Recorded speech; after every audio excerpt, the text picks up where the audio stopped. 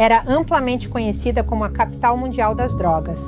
E junto com isso, toda a violência e corrupção, pecado de todo tipo que você possa imaginar. A violência estava piorando, a igreja realmente sentia a pressão do que estava acontecendo. Então aqui está a Amazônia, que é a Amazônia colombiana, a Amazônia brasileira e a Amazônia peruana. É aqui que muitos dos laboratórios estão localizados. Laboratório de cocaína. Marcy e Randy McMillan são ministros experientes que vivem em Cali há mais de 20 anos. Pelo menos 10 deles foram passados à sombra dos infames chefões do tráfico da cidade. Eles viram os efeitos devastadores do controle implacável do cartel e viram isso bem no seu quintal. Quando o dinheiro ilícito das drogas começou a chegar a Cali na década de 1980, os chefões da cocaína se mudaram para o bairro nobre de McMillan, comprando quarteirões inteiros de fazendas luxuosas. Olá, Randy. Este lugar é inacreditável. Para a direita. Esta parede parece ter de 6 a 7,5 metros de altura. Quem morou aqui?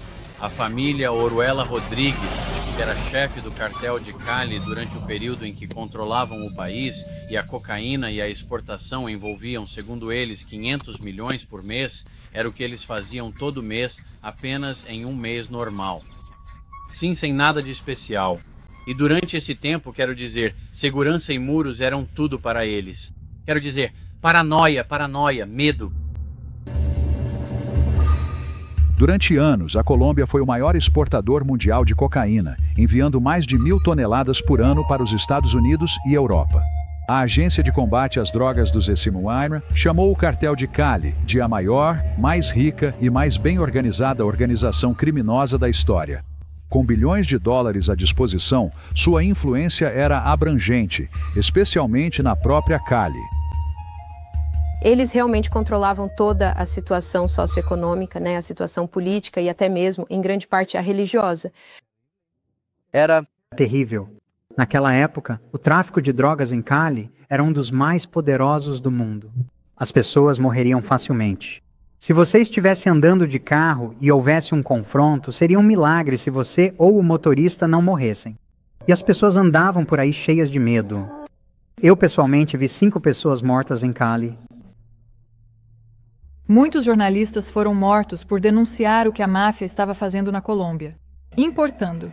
As decisões políticas do país eram manipuladas pelo dinheiro do tráfico de drogas, influenciando todos os aspectos da sociedade.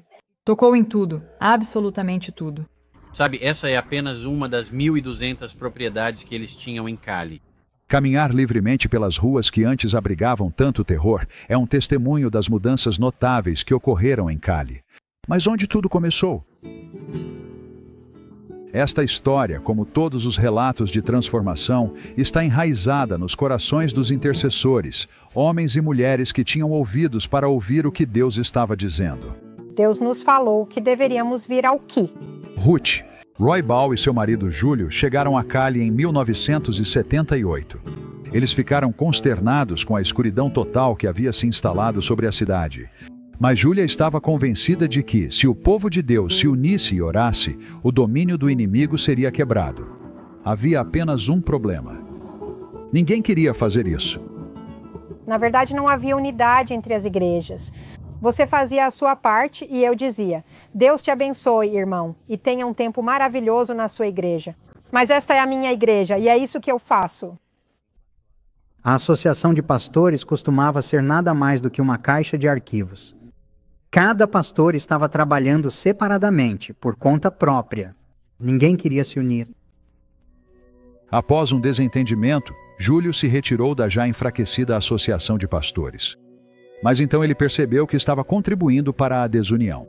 Deus falou com ele e disse, você não tem o direito de se ofender e precisa perdoar. E ele recebeu essa mensagem e percebeu, disse, se eu vou refletir Jesus, não posso me ofender de jeito nenhum. Júlio voltou aos pastores e pediu perdão a eles.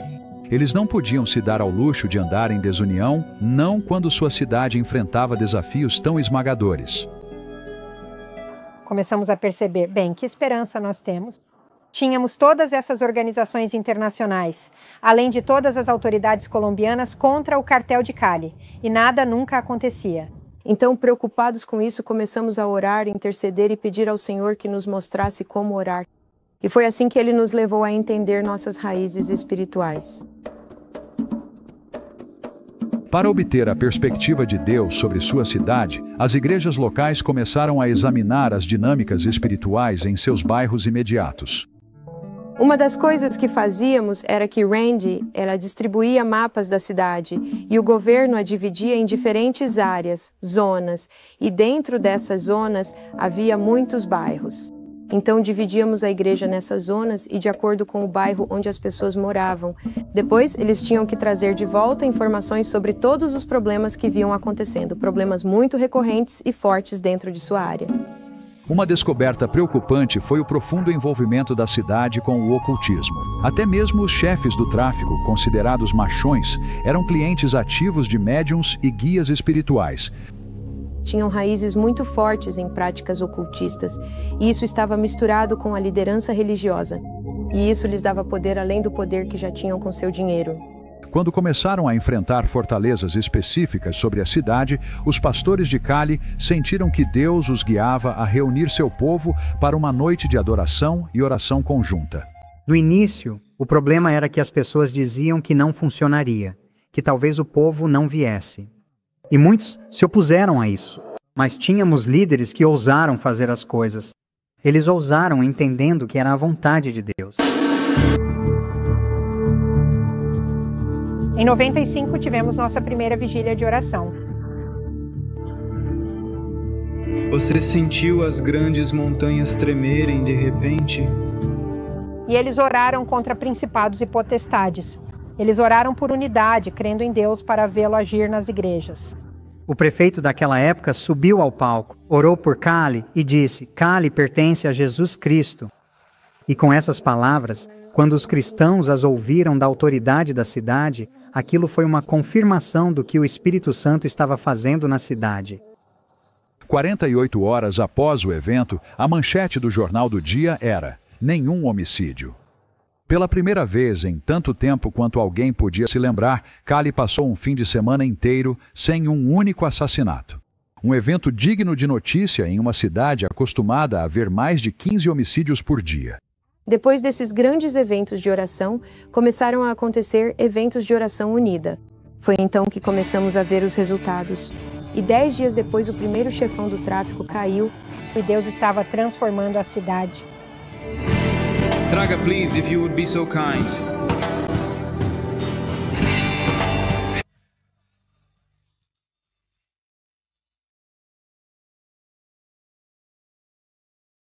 Animados pelo impulso espiritual gerado pela primeira vigília de oração durante toda a noite, os líderes das igrejas decidiram alugar o maior local da cidade, o estádio de futebol Pascoal Guerreiro, com 55 mil lugares. A fé deles foi amplamente recompensada quando mais de 60 mil fiéis compareceram para orar e adorar, ultrapassando as barreiras denominacionais.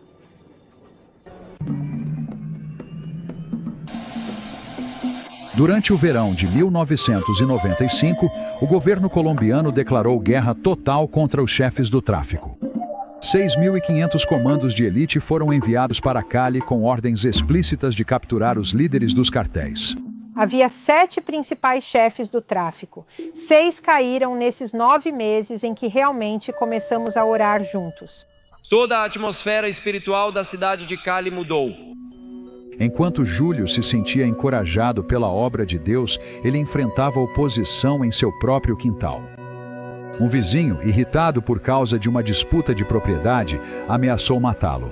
Então Júlio disse: vou jejuar e orar até saber o que está acontecendo. Então ele estava jejuando e no terceiro dia Deus falou com ele e disse que ele lhe causaria grande dano. Mas a partir do que ele faz, o avivamento em Cali estava se espalhando.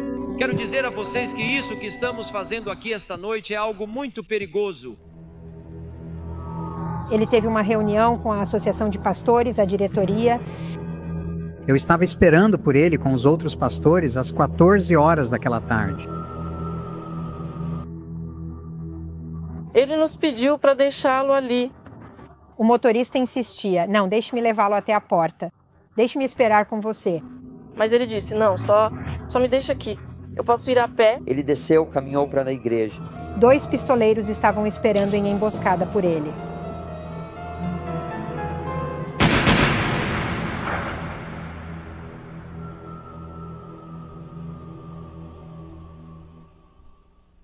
Essa foi a última vez que o vi.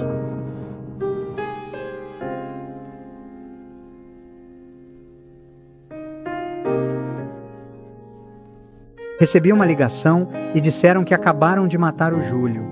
E eu disse, não, como assim matar um pastor? Então fui até o local pensando que ele só estava ferido. Mas quando cheguei lá, ele estava deitado de lado como um bebê. Júlio, o barulhento, o ativo, o homem que nunca parava quieto, ali estava ele, deitado como um bebê. Quando me contaram pela primeira vez, você fica em choque. Você não consegue acreditar que realmente aconteceu. E quando cheguei, o corpo dele ainda estava na rua. Havia uma poça de sangue perto da cabeça dele, onde ele havia sido baleado. O versículo que me veio, simplesmente pelo Espírito de Deus, foi: preciosa aos olhos do Senhor é a morte dos seus santos. E quando simplesmente saí e me sentei ao lado do corpo dele, eu sabia que estava em solo sagrado.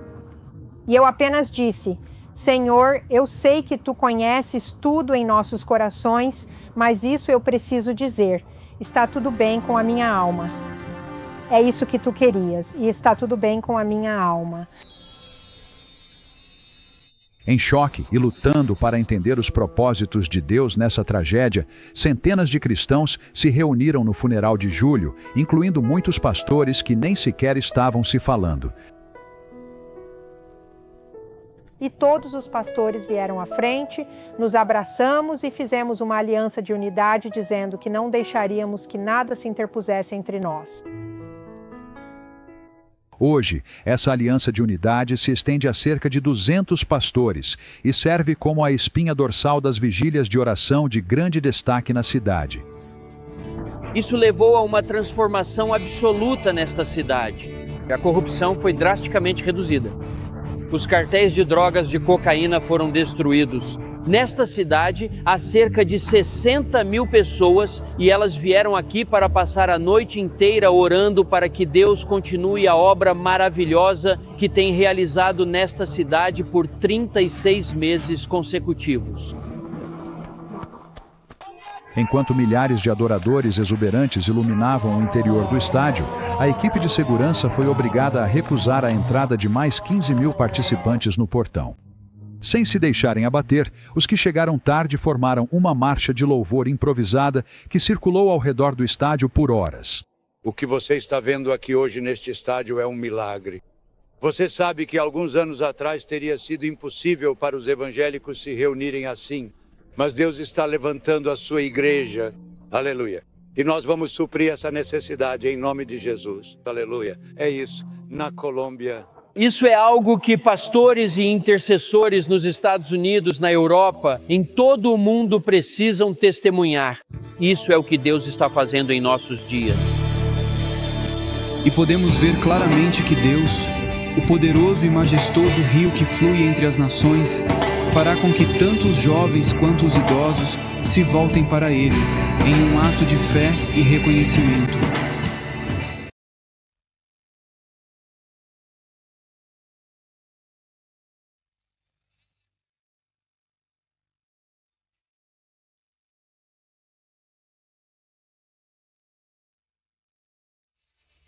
À medida que o reino de Deus desceu sobre Cali, muitos cidadãos de destaque passaram a ter um relacionamento com Cristo.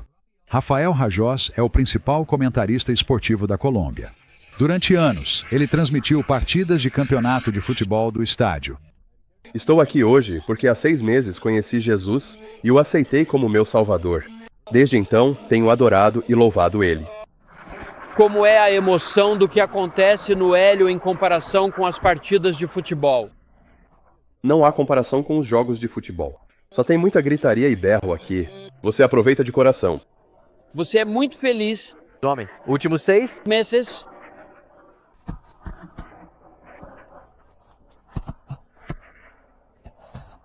Aproveite muito diferente. Eu não mudei. Estou muito alegre. Alegria. É uma vida diferente. Mário Rinetti é um renomado advogado e palestrante motivacional cujo programa de rádio é ouvido em toda a América Latina. Depois de buscar paz em várias organizações da nova era e de autoajuda, ele finalmente voltou para Cristo. A partir daquele momento, comecei a encontrar uma paz real dentro de mim. Eu definitivamente acredito que, mesmo sendo um bebê espiritual, a resposta está aqui na Bíblia. Sinto que perdi 41 anos da minha vida, mas agora sei que Deus tem um plano para mim. A nova paixão de Mário é aprender os caminhos de Deus e servi-lo através da mídia. Eu entendo que Deus está me dizendo, não é do jeito que você quer, é do jeito que eu quero. E eu digo, sim, que assim seja. Senhor, faça o que quiser, mas use-me. Eu quero te servir. Pelas pessoas que ainda não foram salvas. De repente, eles chegam a um ponto e pensam, ei, o que temos aqui? Para onde estamos indo? Que esperança existe? A corrupção aqui, a fraude ali, em todo lugar que olham, sempre acabam em um beco sem saída. E de repente eles estão dizendo, tem que haver uma resposta, tem que haver uma resposta. E você combina isso com uma igreja dizendo, existe uma resposta, e aí você tem uma explosão prestes a acontecer. Até mesmo autoridades municipais reconhecem os efeitos positivos do Evangelho. Os funcionários do governo estavam dizendo ao presidente da Associação de Pastores, ei, escute, sabe, precisamos de mais pessoas como vocês no governo. Precisamos de pessoas honestas como vocês. E o prefeito disse, não posso cobrar de vocês pelo uso do estádio porque vocês estão nos fazendo um favor.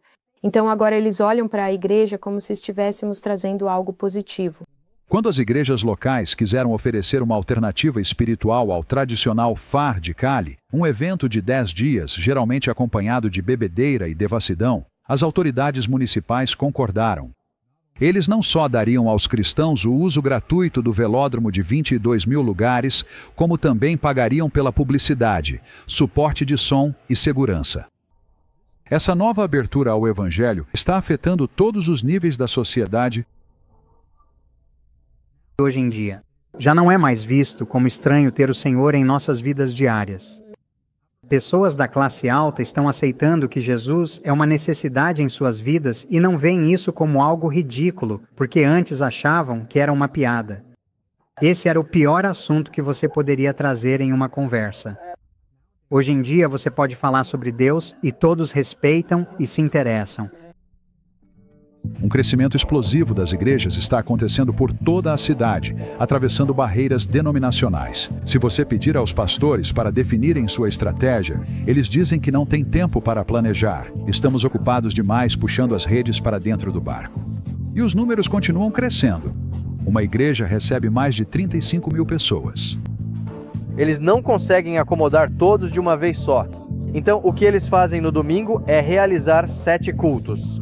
Eles começam com um às 7 da manhã, outro às 9, outro às 11, às 13, às 15, às 17 e às 19 horas. Tem sido realmente uma explosão, especialmente nessa igreja. E isso está acontecendo em outras igrejas da cidade também? Está acontecendo em outras igrejas? Também há. Quase todas as igrejas em Cali estão crescendo. Há uma fome de Deus em todo lugar. Quero dizer, você pode ver isso nos ônibus, nas ruas, pode conversar com qualquer pessoa em qualquer lugar que vá. Líderes religiosos acreditam que essa fome espiritual é resultado direto da unidade e da oração fervorosa deles. É um processo que continua com arrependimento e reconciliação, varrendo as barreiras para a evangelização. Acredito que agora a igreja está muito unida e que não são apenas esses problemas que fizeram as pessoas se aproximarem de Deus, mas é o próprio Deus agindo na cidade. É interessante que o Senhor escolheu a cidade de Cali, uma cidade que era controlada e manipulada por dinheiro ilegal, por chefes do tráfico, por corrupção. Essa seria a cidade menos provável que você escolheria. E mesmo assim, Deus escolheu a cidade de Cali. E eu acredito que Deus fez isso propositalmente para mostrar ao mundo inteiro e à liderança das cidades deste mundo que Deus pode transformar uma comunidade. Se a comunidade se arrepender. O avivamento que Júlio profetizou antes de sua morte começou. Enquanto sua família celebra a nova unidade da igreja e as multidões de pessoas vindo com entusiasmo para Cristo, eles se sentem confortados e honrados por terem feito parte disso. E percebemos que Deus havia nos confiado a maior coisa que alguém poderia fazer, que é entregar o mais próximo como mártir por Jesus Cristo. E percebemos que isso também colocava uma grande responsabilidade sobre nós de exaltar o nome dele nisso, porque sabíamos que Deus estava fazendo algo maior com a morte dele. É como se isso nos encorajasse, como se nos desse vontade de fazer o mesmo, de entregar nossas vidas pelo Senhor e não apenas morrer por Ele, mas viver por Ele. Isso pode ser mais difícil do que morrer por Ele. Então você sente que um pouco daquela visão que seu pai tinha está vivendo através de você? Sim, isso faz muito parte de nós. Júlio costumava dizer: eu sou imortal até ter feito tudo o que Deus tem para mim. E se você tivesse perguntado ao Júlio se pudesse falar com ele agora e dissesse: valeu a pena? Ele diria que sim, porque era onde estava o coração dele. O que todos achavam impossível, o que todos consideravam totalmente, virtualmente impossível para o ser humano. Eu testemunho diante de Deus a vocês esta noite que nada é impossível para Deus. Nada é impossível para Deus. Eu acho que Deus está fazendo algo novo, não só na cidade de Quito, não só na nação da Colômbia, mas em toda a face da terra hoje. Se é isso que a igreja tem a esperar nos próximos anos, eu quero fazer parte disso.